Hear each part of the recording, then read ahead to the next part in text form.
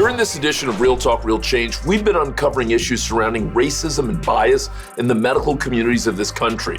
Now, while the concerns are extensive, many of our thought leaders and experts have been examining the problems at large and identifying and crafting real solutions. One such solution is as obvious as it sounds. We need more Black doctors. Medical professionals are to Black women what police are to Black men. But where are all the Black doctors? Some patients will specifically say, I want an African-American specialist. In the U.S., African Americans make up only about 5% of practicing physicians, and that number drops to 2% for Black women. And COVID was the incredible disparity that this virus was having on the Black community and on all communities of color, but on the Black community in particular. We were able to see that and highlight it because Dr. Janae Caldoun, who's my chief medical executive, is a Black woman who also is an ER doc. Dr. Oz, what would you love to see happen over the next year, 2, 3, that would actually make a real difference? Cultural differences amongst people, they show up in different ways. One of the most obvious ways is I don't really hear what you're trying to tell me. Or what I'm trying to tell you, you don't really hear because I didn't say it in a way you could hear it.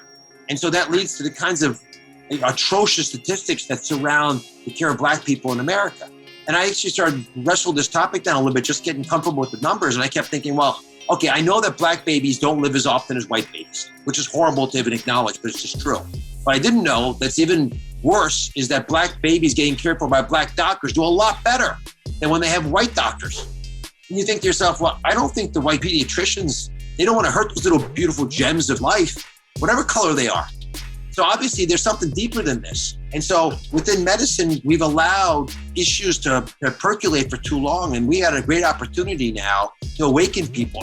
We can awaken a group of people who really want to care about this issue. So talk to me about what change you think would make a difference here, Dr. Oz, because it is heartbreaking. I think the best way to fix some of the deep cultural blocks that are occurring in American medicine is to have more Black healthcare providers, especially Black doctors. So we started a program called #MoreBlackDoctors. This campaign is designed primarily at high school kids, who I have a big access to because I've got a kids foundation called Health Corps.